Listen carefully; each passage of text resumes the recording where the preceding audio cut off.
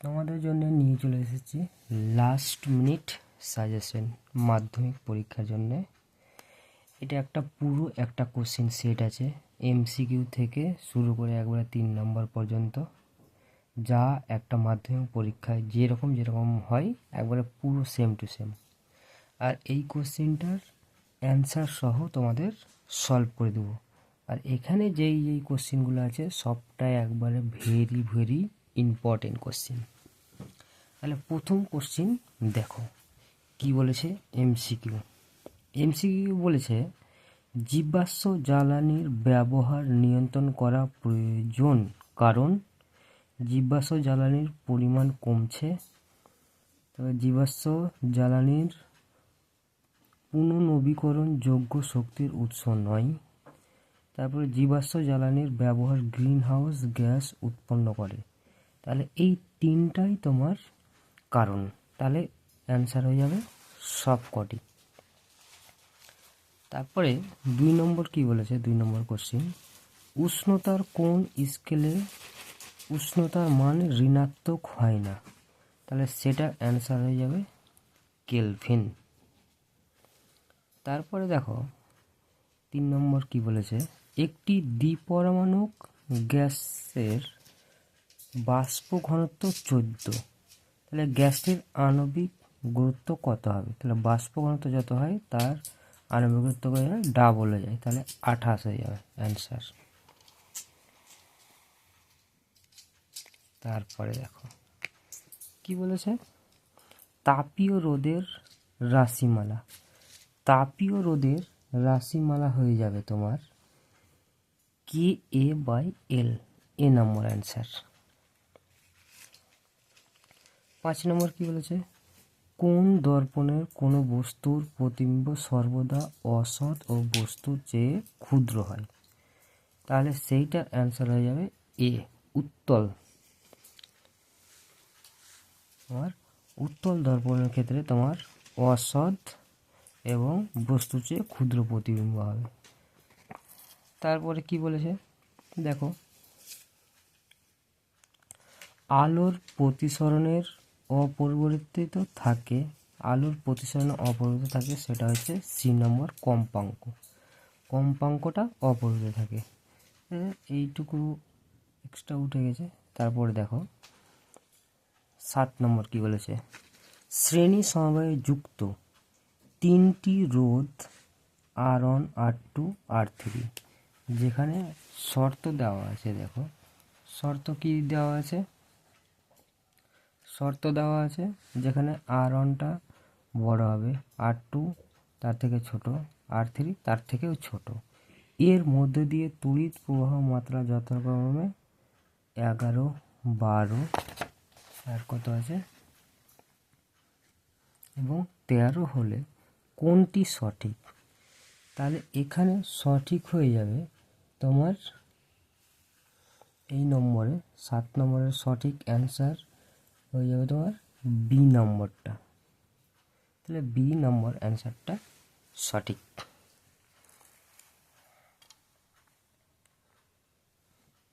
তারপরে 8 দেখো, একই উপাদানের দুটি তারের একটি দৈর্ঘ্য অপরটির দ্বিগুণ বড়, তার দুটির রোধাঙ্ক P1, P2 হলে কোন সম্পর্কটি ঠিক হবে। কোন সম্পর্কটা ঠিক হবে, এই সম্পর্কটা তোমার ঠিক হয়ে যাবে বি নম্বর, P1 > P2। তারপরে 9 নম্বর কি বলেছে, 9 দাগে বলেছে নিউক্লিয় সংযোজন ও উদ্বুদ্ধ শক্তির উৎস। নিউক্লিয় সংযোজন ও উদ্বুদ্ধ শক্তির উৎস কোনটা। নিউক্লিয় সংযোজনে উদ্বুদ্ধ শক্তি হচ্ছে তোমার ভর। ভরটা পরিবর্তিত হয়ে যায় তোমার শক্তিতে নিউক্লিয় সংযোজন বিক্রিয়ার ক্ষেত্রে। তারপরে নিচের কোন জোড়টি সঙ্গতিপূর্ণ নয়। তাহলে নিচের যেই জোড়টি সঙ্গতিপূর্ণ নয় সেটা হচ্ছে ডি নম্বর অ্যান্সার, সোডিয়াম ক্ষারীয় মৃত্তিকা ধাতু। এটা সোডিয়াম তো ক্ষারীয় ধাতু, আমরা জানি। তাহলে এখানে লিখেছে ক্ষারীয় মৃত্তিকা ধাতু, তার জন্য এই অ্যান্সারটা সঠিক নয়।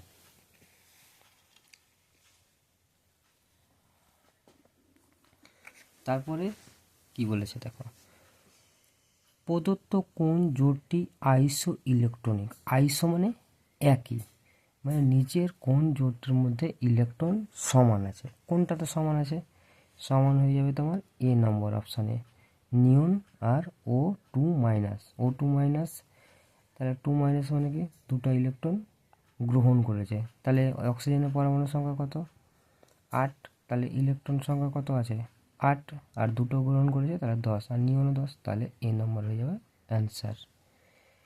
12তে কি বলেছে, তড়িৎ বিশ্লেষণের সময় তড়িৎ প্রবাহ অবশ্যই হতে হবে সেটা সমপ্রবাহ বা ডিসি কারেন্ট। তারপরে কি আছে কোশ্চেন,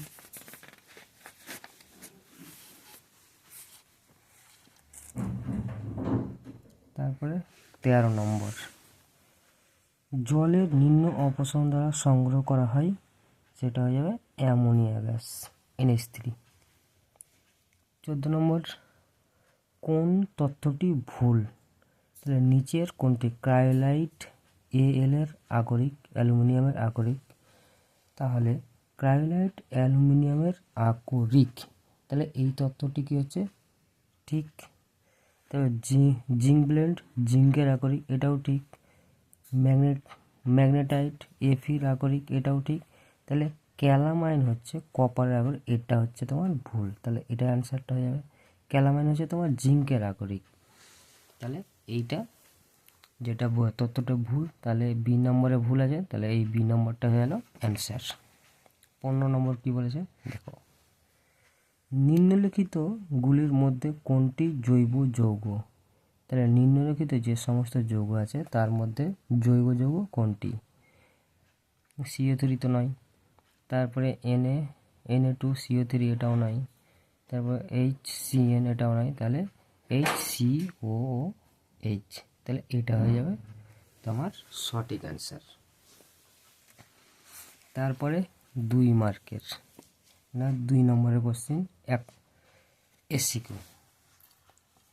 তাহলে SCQ কি বলেছে দেখো, প্রথম বায়োগ্যাসের একটি ব্যবহার লেখো।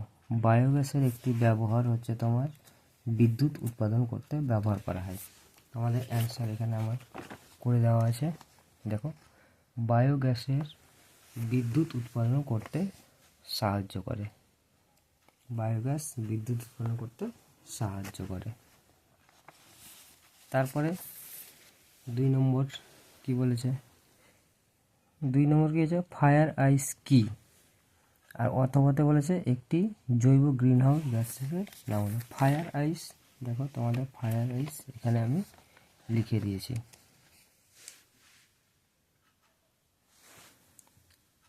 দেখো ফায়ার আইস কাকে বলে, ফায়ার আইস আমি এখানে লিখে দিয়েছি নির্দিষ্ট মানের,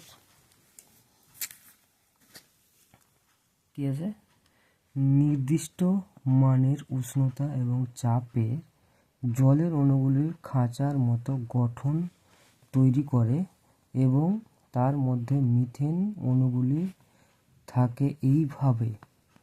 এইভাবে মিথেন হাইড্রেট উৎপন্ন হয়, একে ফায়ার আইস বলে। তাহলে এটা তোমরা পজ করে লিখে নেবে। তারপরে দেখো, তারপরে নম্বর কোশ্চেন কি বলেছে,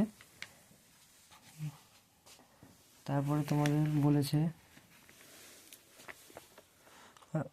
2 অথবা একটি জৈব গ্রিনহাউস গ্যাস হলো। তাহলে একটি জৈব গ্রিনহাউস গ্যাস হলো মিথেন। তাহলে এটা হয়ে গেল। তারপরে দেখো, সত্য না মিথ্যা? 300 ডিগ্রি সেলসিয়াস উষ্ণতা 100 কেলভিনের উষ্ণতার অপেক্ষা বেশি। তাহলে এটা হয়ে যাবে তোমার সত্য। তাহলে 100 কেলভিন মানে কি, 100 কেলভিন। এবার 300 ডিগ্রি বলেছে, এই 300 ডিগ্রিকে যদি আমি কেলভিনে নিয়ে যাই তাহলে আবার 273 যোগ করতে হবে। তাহলে এমনিতে 300 বড় হয়েছে ডিগ্রিতে, আবার 273 যোগ করবো, তাহলে কত হয়ে যাবে 473, 3 আর 273, তাহলে 573 হয়ে যাবে। তাহলে এই যে 573 কেলভিন, তাহলে এই 300 ডিগ্রিটাই উষ্ণতা বেশি হবে। তারপরে দেখো 4এরটা কি বলেছে দেখো, সমীকরণটিতে এম এর একক কি? তাহলে এই সমীকরণটিতে এম এর একক হচ্ছে গ্রাম পার মোল ইনভার্স। তোমাদের এখানে লিখে দিয়েছি গ্রাম পার এম এর একক গ্রাম পার মোল ইনভার্স। তারপরে দেখো অথবা কি করেছে, অথবা কোশ্চেন, কোন শর্তে বাস্তব গ্যাস আদর্শ গ্যাসের মতো আচরণ করে। আর এখানে দিয়েছে পিভি ইকুয়াল W/M আর টি।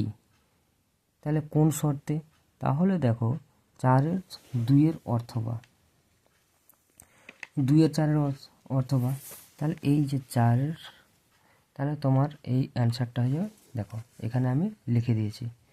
তাহলে উচ্চ উষ্ণতায় ও নিম্ন চাপে বাস্তব গ্যাস আদর্শ গ্যাসের মতো আচরণ করে। তাহলে তোমরা এগুলো পজ করে লিখে দেবে। এখানকার এই সেটে এই পুরো কোশ্চেনটার আমি অ্যান্সার লিখে করে দিয়েছি, অঙ্ক হোক, এমনি হোক বা থিওরিটিক্যাল হোক, ম্যাথামেটিক্যাল হোক, সব অ্যান্সার তোমাদের একবারে পুরো সেটটা। আর এটা ইম্পর্টেন্ট একটা সেট, তোমরা লাস্ট মিনিট সাজেশন হিসাবে তোমরা নিতে পারো। তারপরে দেখো দ্বিধাতব পাতের একটি ব্যবহার। তাহলে দ্বিধাতব পাতের একটি ব্যবহার 5 দেখো, দ্বিধাতব পাত ফায়ার অ্যালার্মের কাজে ব্যবহার করা হয়। তারপরে 6 নম্বর কি বলেছে, 2-এর 6 নম্বর, একটি অবতল দর্পণকে জলে ডোবালে ফোকাস দৈর্ঘ্যের কি পরিবর্তন ঘটবে? তাহলে ফোকাস দৈর্ঘ্যের পরিবর্তন, কোনো ফোকাস দৈর্ঘ্যের পরিবর্তন ঘটবে না।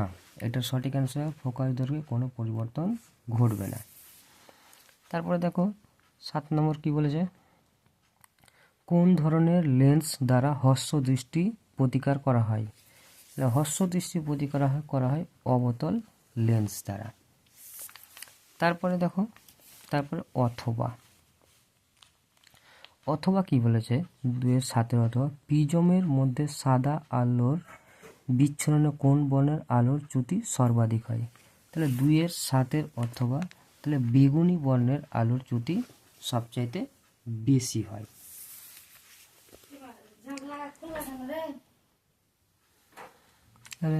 অথবা, তাহলে প্রিজমের সাদা আলোর বিচ্ছুরণে কোন বর্ণের আলোর চ্যুতি বেশি হয়ে যায়? তাহলে বেগুনি বর্ণের।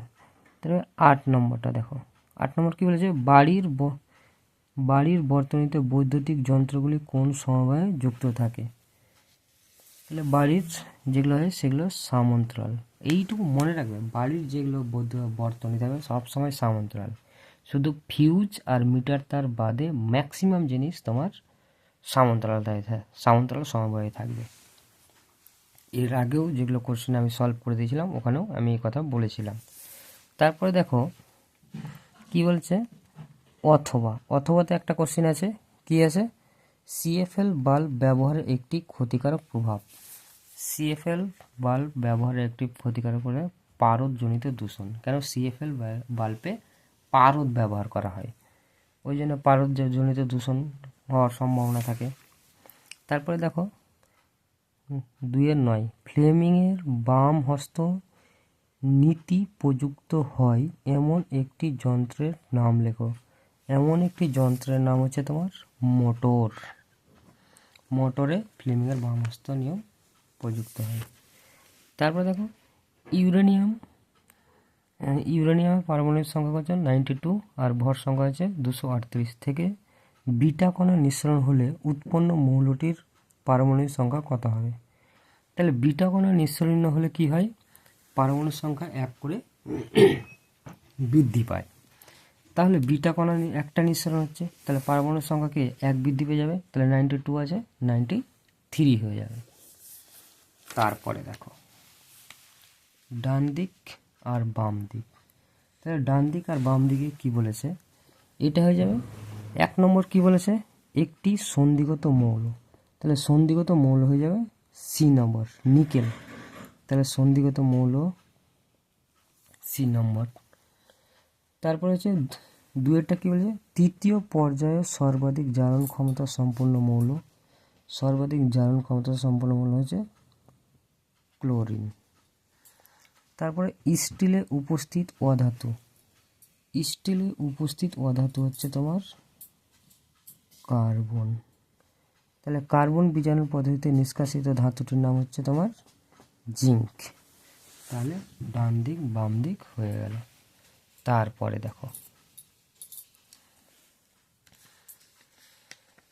তারপরে কি বলেছে 2-12 নম্বর, জলীয় হাইড্রোজেন ক্লোরাইড অণুতে কোন ধরনের বন্ধন বর্তমান। তাহলে কোন ধরনের বর্তমান, এটা হয়ে যাবে তোমার সমযোজী, সমযোজী বন্ধন বর্তমান। তারপরে দেখো অথবা কি বলেছে, তড়িৎ পরিবহন করলেও আয়নিত হয় না এমন একটি পদার্থের নাম, এমন একটি পদার্থের নাম তোমার 2-12 অথবা তোমার একটি পদার্থ বলছে, আমি বেশি করে তোমাদের সুবিধাতে লিখে দিয়েছি, চিনি, পেট্রোল, গ্লিসারিন, যে কোনো একটা লিখলেই হবে। তারপরে দেখো সত্য না মিথ্যা 13 কি বলেছে, তড়িৎ বিশ্লেষণ প্রক্রিয়ায় এসি তড়িৎ ব্যবহার করা হয়, অল্টারনেটিভ কারেন্ট না, এটা হয়ে যাবে তোমার মিথ্যা। কেন, তড়িৎ বিশ্লেষণ বিক্রিয়ায় কি ব্যবহার করা হয় তোমার ডিসি কারেন্ট বা সমপ্রবাহ, তাহলে এটা হয়ে গেল তোমার মিথ্যা। 14 নম্বর কি বলেছে, অ্যামোনিয়া গ্যাসকে শুষ্ক করতে কোন পদার্থ ব্যবহার করা হয়। অ্যামোনিয়া গ্যাসকে শুষ্ক করতে তোমার কোলিচুন ব্যবহার না ক্যালসিয়াম অক্সাইড ব্যবহার করা হয়, CaO, পোড়াচুন। এটা কোলিচুন তো CaOH হোল2, পোড়াচুন CaO। তারপরে দেখো 15 নম্বর কি বলেছে, বয়েল পরীক্ষা দ্বারা কোন অ্যাসিডকে শনাক্ত করা যায়। বয়েল পরীক্ষা দ্বারা অ্যাসিডকে শনাক্ত করা যায় তোমার HNO3 nitric acid, nitric acid. তারপর অথবা কি বলেছে, অথবা এখানে কোশ্চেন দেওয়া আছে, লেড নাইট্রেট দ্রবণে H2S চালনা করলে যে কালো অধ্যক্ষ পাওয়া যায় তার সংকেত হয়ে যায় PbS, লেড সালফেট। তাহলে PbS অ্যান্সার হয়ে যাবে। তারপরে দেখো ক্যালামাইন কোন ধাতুর আগরিক, ক্যালামাইন হচ্ছে জিঙ্কের আগরিক Zn। তারপরে 17 নম্বর কি বলছে, N সংখ্যক কার্বন পরমাণু যুক্ত অ্যালকেনের হাইড্রোজেন পরমাণুর সংখ্যা কত।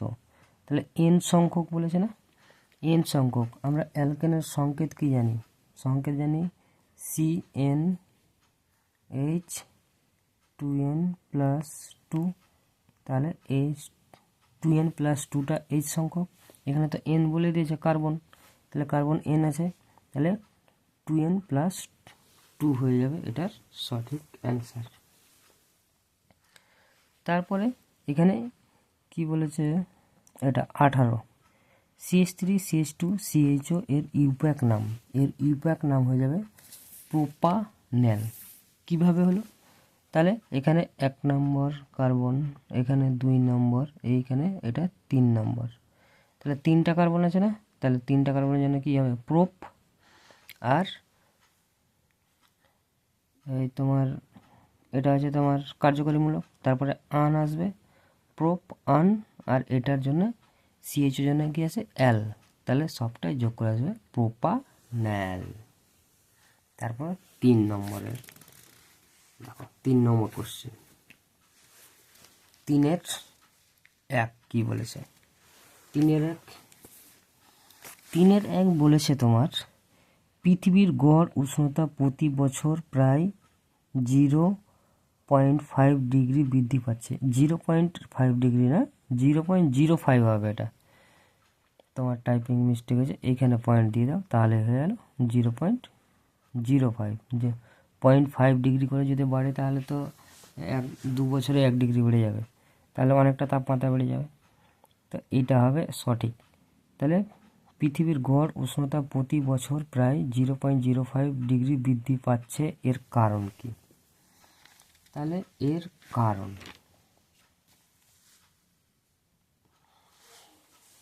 তাহলে দেখো আমি লিখে দিয়েছি 3টা, 1 মার্কের যেহেতু কোশ্চেন, তাহলে 2টো লিখলেই হবে বা একটা বড় করে লিখলে হবে, তবুও তোমাদের ছোট ছোট করে 3টা লিখিয়ে দিয়েছি। দেখো, জীবাশ্ম জ্বালানির ব্যবহারের বৃদ্ধি, তারপর প্রতিনিয়ত বনভূমি হ্রাস পাওয়া, তারপর ফ্রেয়ন বা সিএফসির উপাদান বৃদ্ধি পাওয়া, এটা হচ্ছে কারণ। তোমরা পজ করে সবাই লিখে নেবে।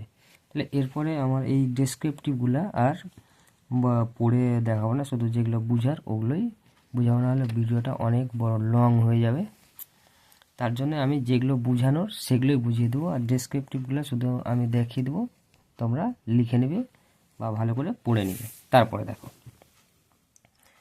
2 নম্বরটা কি বলেছে, 27 ডিগ্রি উষ্ণতায়, 27 ডিগ্রি সেন্টিগ্রেড উষ্ণতায়, তারপর 840 চাপে কিছু পরিমাণ বায়ুর আয়তন 1000 সিসি, কত উষ্ণতায় এবং 750 পারদের চাপে ওই বায়ুর আয়তন হবে 1400 সিসি। তাহলে তোমাদের অ্যান্সার আমি করে দিয়েছি, দেখো। তাহলে উষ্ণতা, প্রাথমিক উষ্ণতাকে আমি কেলভিন উষ্ণতায় করে দিলাম, যেটা T1 দেওয়া আছে, যেটা প্রথমে দেওয়া আছে ওটা T1। তাহলে পিওনটাকে কী করলাম, অ্যাটমোস্ফিয়ারে করে দিলাম। তারপরে V2, তারপরে সিসিতে আছে সেটা লিটারে পরিণত করে দিলাম।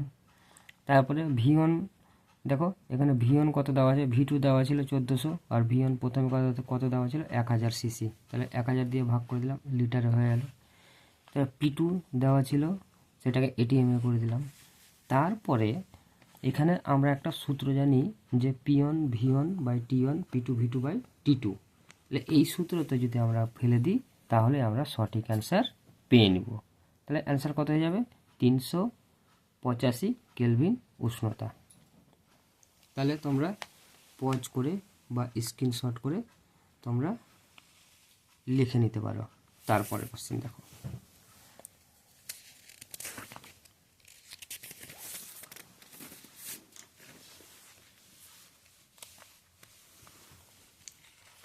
তারপরে কি বলেছে, তারপরে কোশ্চেনটা একটু বলেছে, গ্যাসের ব্যাপন বলতে কি বুঝো, অথবা, তাহলে গ্যাসের ব্যাপন বলতে কি বুঝো, দেখো গ্যাসের ব্যাপন তোমাদের লিখিয়ে দেওয়া আছে, গ্যাসের ব্যাপন, তাহলে তোমরা এখান থেকে লিখে নিবে, ঠিক আছে। তাহলে আমি আর এটা পড়ে বলছি না, না তো ভিডিওটা অনেক লং হয়ে যাবে। তাহলে এটা পজ করে তোমরা লিখে দিবে গ্যাসের ব্যাপন বলতে কি বোঝো, ব্যাস। তারপরে দেখো, তারপরে কি বলেছে, 3.3 বায়ুতে আলোর বেগ দেওয়া আছে এত সেমি পার সেকেন্ড। তারপরে হীরকের মধ্যে আলোর বেগ দেওয়া আছে। তারপরে কি বলছে, বলে হীরকের প্রতিসারাঙ্ক কত, তাহলে হীরকের প্রতিসারাঙ্ক কত হবে, তাহলে দেখো হীরকের প্রতিসারাঙ্ক কত হবে, তাহলে তোমাদের অ্যান্সার এটাও করে দেওয়া আছে।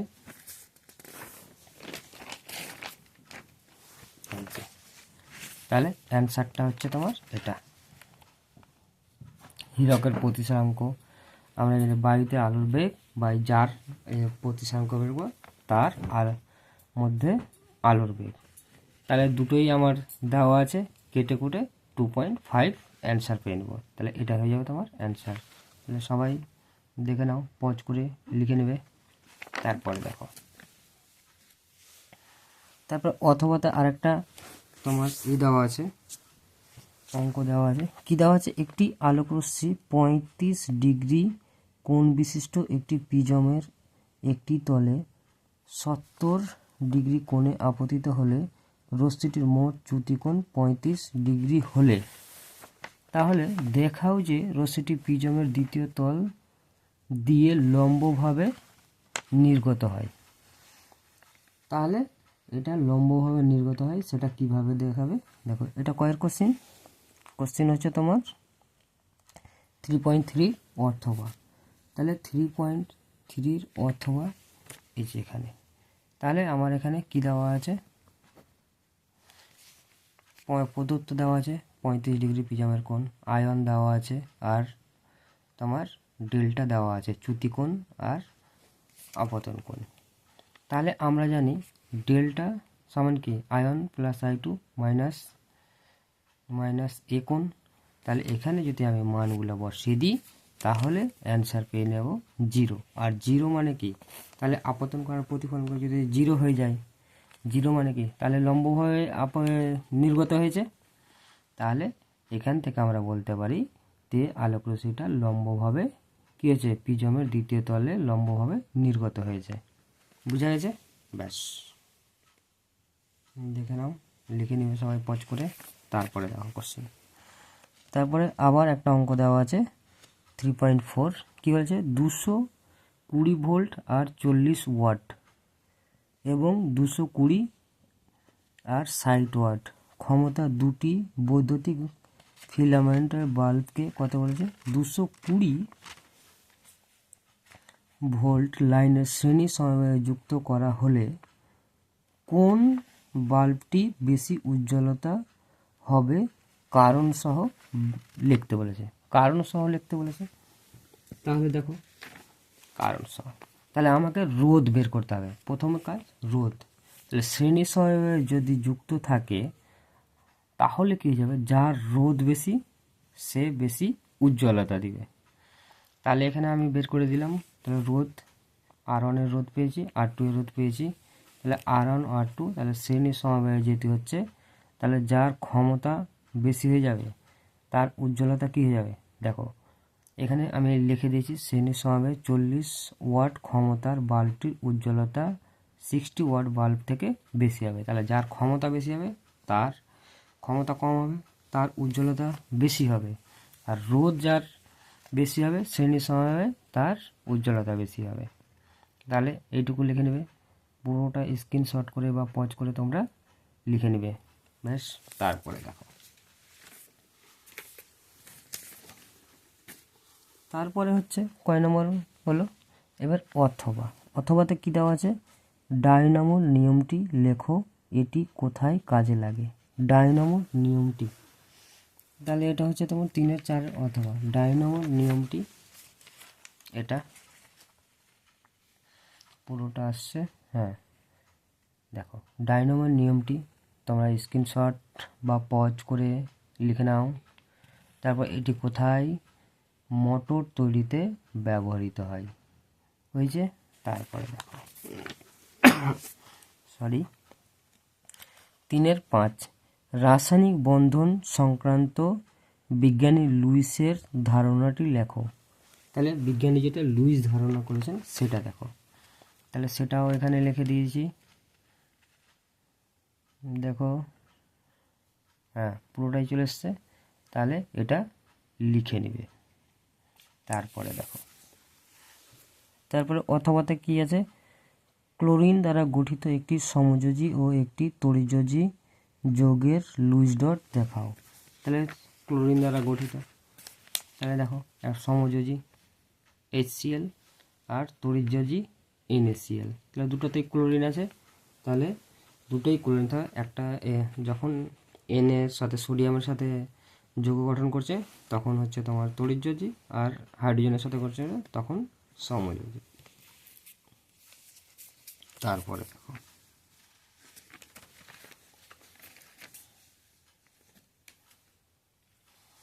তারপরে কি আছে, তারপরে কোশ্চেনটা দেখো 3-6 দুটি সমযোজী যৌগের নাম লেখো যারা ধ্রুবীয় দ্রাবকে দ্রবীভূত হয়। আর কি বলেছে, তড়িৎ পরিবহন ক্ষমতা অনুযায়ী খাদ্য, লবণ ও চিনির মধ্যে কিভাবে পার্থক্য করবে। তাহলে কিভাবে পার্থক্য করবে, তাহলে দেখো এটাও অ্যান্সার আছে, তাহলে দেখো দেখা যাচ্ছে। তাহলে চিনি ও নুনের সাহায্যে তাহলে এইভাবে আমরা পার্থক্য করতে পারবো। তাহলে চিনি আর নুন দুটো উদাহরণ হয়ে গেল। আর কিভাবে পার্থক্য করব, আমি দুটো পার্থক্য লিখে দিয়েছি। যেহেতু 2 মার্কের, তাহলে এরকম করে লিখলেই নম্বর পাওয়া যাবে 2 মার্ক।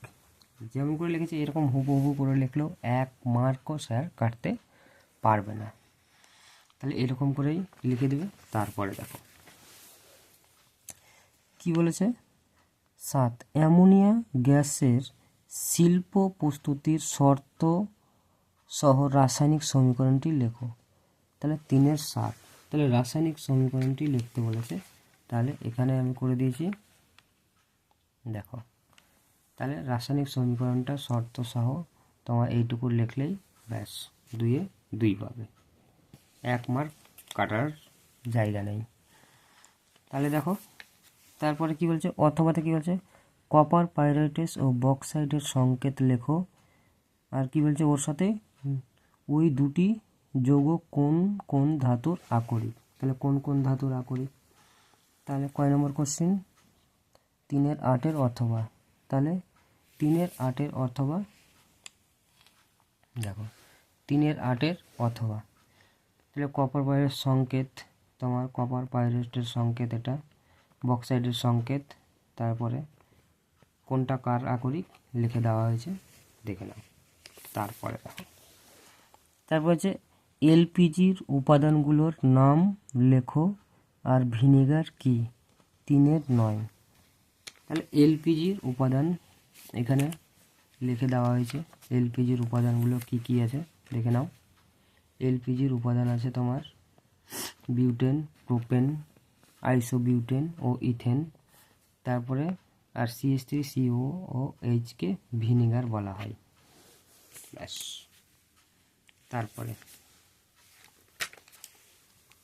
তারপরে কোশ্চেন কি আছে, 3 মার্কের। তারপরে 4 দাগের 3 মার্কের কোশ্চেনগুলো দেখো কি বলেছে, চার্লসের সূত্রের বিকল্প রূপটি লেখো। বাস্তব গ্যাসের আদর্শ আচরণ থেকে বিচ্যুতির দুটি কারণ উল্লেখ করো। তাহলে এখানে তারপরে এটা হচ্ছে তোমাদের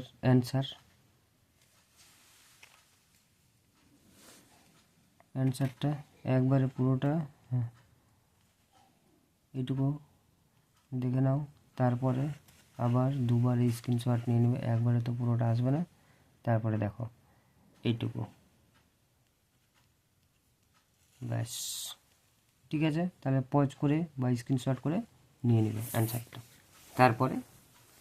তারপরে কোশ্চেন 2 নম্বর কি বলেছে, তাহলে 2 নম্বর অঙ্ক আছে 49 কেজি 49 গ্রাম, সরি কেজি বলছি, 49 গ্রাম KClO3 কে উত্তপ্ত করে সর্বাধিক যে পরিমাণ O2 পাওয়া যায় সেই পরিমাণ O2 পেতে হলে কতখানি KNO3 কে উত্তপ্ত করতে হবে। তাহলে এখানে দেওয়া আছে আণবিক ভরগুলো। তাহলে দেখো এই অঙ্কগুলো সহজ করতে পারলে খুবই সহজ। তাহলে অঙ্কগুলো আমি বিক্রিয়া করে দিলাম। বিক্রিয়া করার পর তাহলে এত গ্রামে এত, দেখো এখান থেকে আমি পেয়ে নিলাম কত, 245 গ্রাম KClকে উত্তপ্ত করলে 96 গ্রাম পাওয়া যায়। তাহলে 1 গ্রামে কত, 49 গ্রামে কত। তারপরে যেহেতু আরেকবার বলেছে দুবারে করতে হবে, তারপরে KO3কে উত্তপ্ত করে আবার অক্সিজেন আমাকে বের করতে বলেছিল। তাই এখান থেকে 202 পেলাম আণবিক ভর, আর এখানে 32। তারপরে দেখো 232, তারপরে ওইটুকু তোলা হয়েছে, এইটুকু সবাই তুলে নেবে। আর একবার দেখিয়ে দিই, এইটুকু। তারপরে এখানে বিক্রিয়া করে পেয়ে নিলাম এটা। তারপরে তাহলে 32 গ্রাম O2 পেতে কত, O2 পেতে 2O2 গ্রাম মানে 202 গ্রাম KNO3কে উত্তপ্ত করতে হয়। তাহলে 1 গ্রামে কত, 19.2 গ্রামে কত হবে, তাহলে সেটা অ্যান্সার হয়ে যাবে 121.2 গ্রাম। তাহলে দেখো তুলে নেবে সবাই, ব্যাস।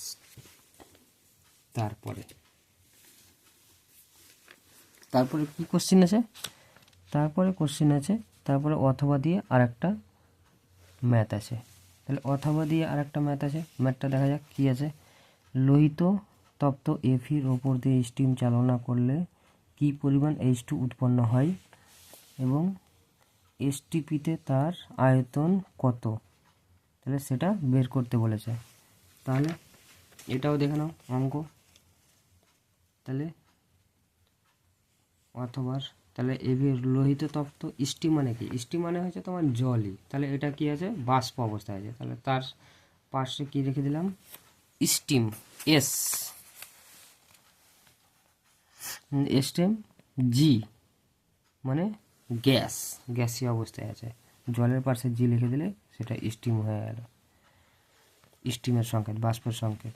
তাহলে এখান থেকে আমি এফির তোমার বইয়ে দেওয়া অঙ্কতেই দেওয়া আছে তোমার আণবিক 56, আর এখানে তাহলে আণবিক 56, তাহলে হাইড্রোজেন কতটা উৎপন্ন হয়েছে, এসটিপিতে 22.1 মোল আছে।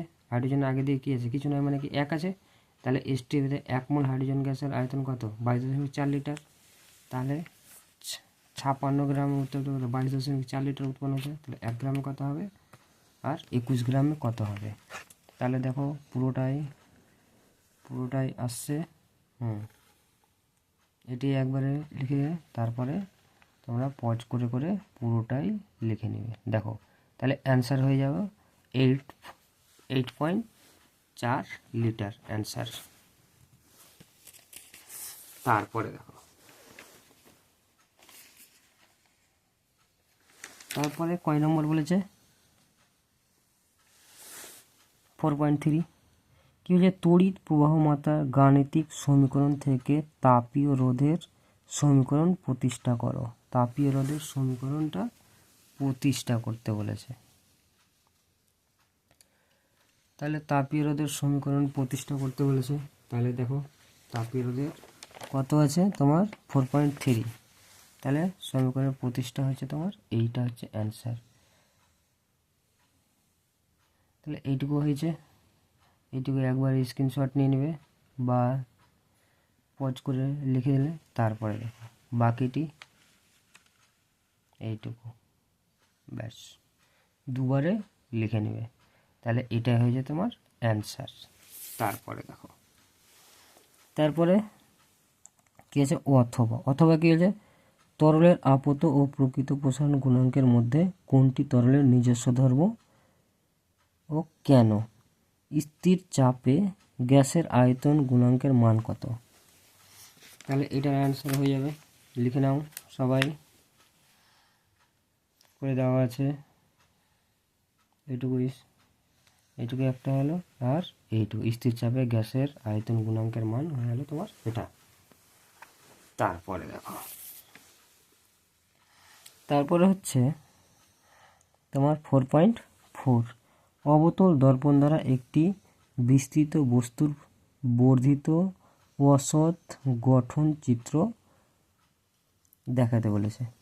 তাহলে চিত্র দেখাতে বলেছে, তাহলে দেখা যাক এটা চিত্র, এটা একটা অবতল দর্পণ।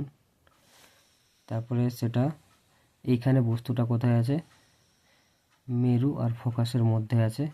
তারপর এটা এখানে যাচ্ছে একটা রশ্মি দিয়ে ফোকাস বিন্দু দিয়ে চলে আসলো, আর একটা রশ্মি কোথায় যায়, এখানে যে একটা আলোক কেন্দ্র দিয়ে যায় না বক্রতা কেন্দ্র দিয়ে যায়, বক্রতা কেন্দ্র দিয়ে ফিরে চলে আসলো। তাহলে এখানে বস্তুর প্রতিবিম্বটা কোথায় গঠিত হবে, এই জায়গাটাতে গঠিত হবে A1 আর B1। তাহলে এটা অঙ্ক তুলে নেবে ছবিটা, তারপরে দেখো কি লেখা আছে ওটুকু হলো, তাহলে এটার অ্যান্সার।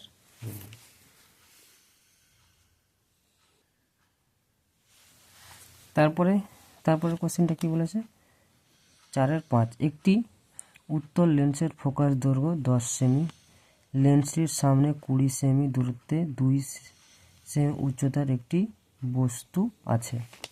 তাহলে কি বলেছে প্রতিবিম্বর উচ্চতা ও প্রকৃতি নির্ণয় করতে বলেছে। তাহলে প্রতিবিম্বর উচ্চতা ও প্রকৃতি নির্ণয় করতে বলেছে, তাহলে এটা একটু ঘুরিয়ে দিয়েছে বোঝার জন্যে।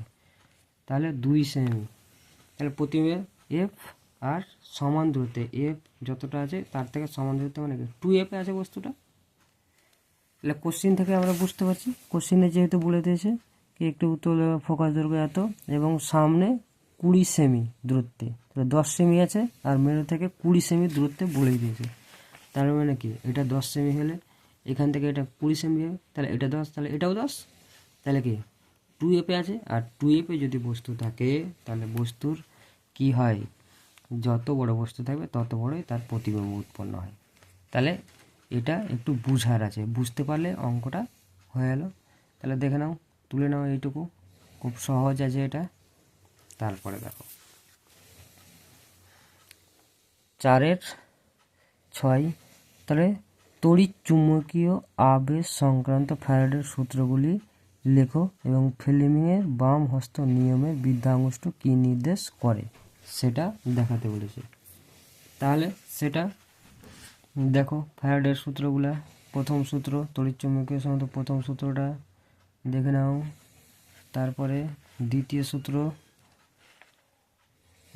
সূত্র সাথে তোমার ওই ফ্লেমিংয়ের বাম কি নির্দেশ করে, তাহলে প্রবাহীর গতির অভিমুখ নির্দেশ করে। তারপরে দেখো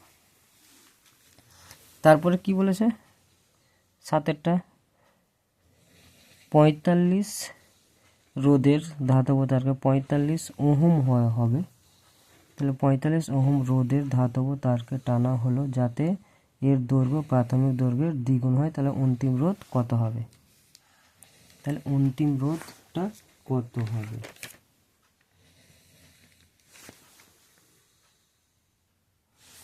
তাহলে এটার অ্যান্সার এটা 45 ওহম হবে না, এটা দেওয়া আছে তোমার 6 ওহম, 6 ওহম, তাহলে এটা মিস্টেক হয়ে গেছে, এটা 6 ওহম হবে।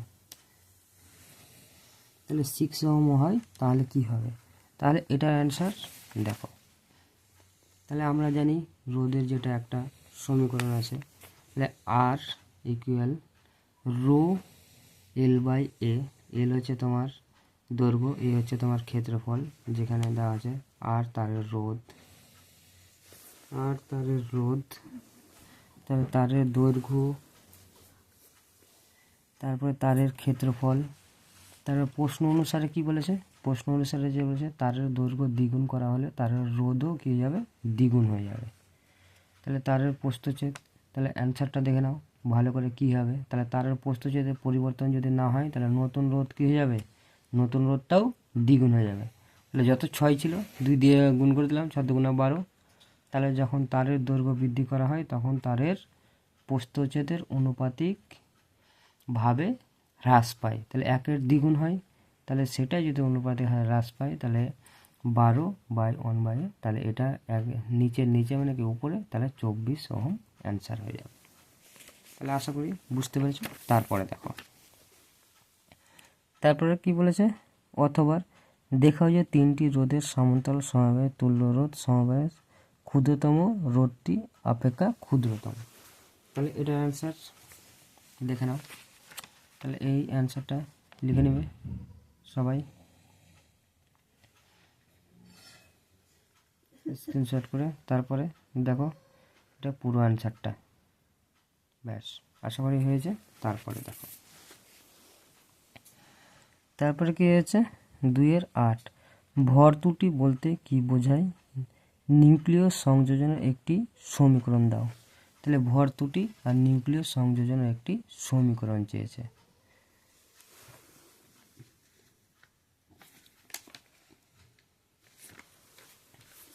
তাহলে ভর ত্রুটি কত আছে তোমার 4.8, তাহলে ভর ত্রুটি যেটা, এবার দেখো ভর ত্রুটি হচ্ছে তোমার এটা হয়েছে, স্ক্রিনশট নিয়ে নাও বা পজ করে লিখে নাও। তারপরে হচ্ছে বিক্রিয়াটা, এবার দেখো ব্যাস আশা করি হয়ে গেছে। তারপরে দেখো 9-টা কি বলেছে, 4-9, এক্স মৌলের বাইরের কক্ষে 2টি ওয়াই মৌলের বাইরের কক্ষে 7টি ইলেকট্রন আছে, তাহলে এরা প্রত্যেকে পর্যায় সারণী কোন শ্রেণীভুক্ত, এদের মধ্যে জারক কে, এদের দ্বারা যৌগ গঠিত হলে তার সংকেত কী হবে, তাহলে সেটার অ্যান্সার দেখে নাও। তাহলে মৌলের বাইরে কক্ষে 2টি ইলেকট্রন যদি থাকে, এটার থাকে, তাহলে এক্স 1 নম্বর কী হবে, তাহলে এক্স মৌলটি পর্যায় সারণীতে 2য় শ্রেণীতে অবস্থিত করবে, আর ওয়াই মৌলটি 17 নং শ্রেণীতে অবস্থান করবে, আধুনিক পর্যায় সারণীতে। তারপর ওয়াই মৌলটি জারক, আর এদের দ্বারা সংকেত হয়ে যাবে XY2। তারপরে দেখো, তারপর অথবা কোশ্চেনটাকে যে পর্যায় সারণী বরাবর আয়নন বিভবের মান কিভাবে পরিবর্তিত হয়, একটি সন্ধিগত তরল মৌলের উদাহরণ দাও। তাহলে এটার অ্যান্সার দেখে নাও, অথবা কি বলেছে কিভাবে পরিবর্তিত হয়। তাহলে এটা স্ক্রিনশট করে বা পজ করে সবাই লিখে নেবে। তারপরে দেখো, তারপরে কি বলেছে 4-10 নম্বর কি বলেছে, অম্লায়িত জলের তড়িৎ বিশ্লেষণে ক্যাথোড ও অ্যানোডের বিক্রিয়াগুলি লেখো। তড়িৎ বিশ্লেষণে এসি অথবা ডিসি কোনটি উপযুক্ত? তাহলে এটা একটা শর্ট কোশ্চেনে এসেছিল, এটা ডিসি হবে। তারপরেও দেখে নাও কয় নম্বর, এটা 10। 10 নম্বর দেখতে পাচ্ছ, তাহলে এটা স্ক্রিনশট করে বা পজ করে লিখে নাও তোমরা। তারপরে দেখো 11 নম্বর কি বলেছে, হেবার পদ্ধতিতে NH3 এর শিল্প উৎপাদনের শর্তাবলী ও সমিত সমীকরণ দেখাতে বলেছে। তাহলে দেখো এইটুকু, এটা অ্যান্সারটা সবাই লিখে নাও। তাই এইটুকু একবারে লিখে নিলে তারপরে পরেরটি সমিত সমীকরণ সহ দেখো। এবার আসছে পুরোটা, ব্যাস দেখতে পাচ্ছ, আশা করি সবাই তারপর এইটুকু লিখে নিলে।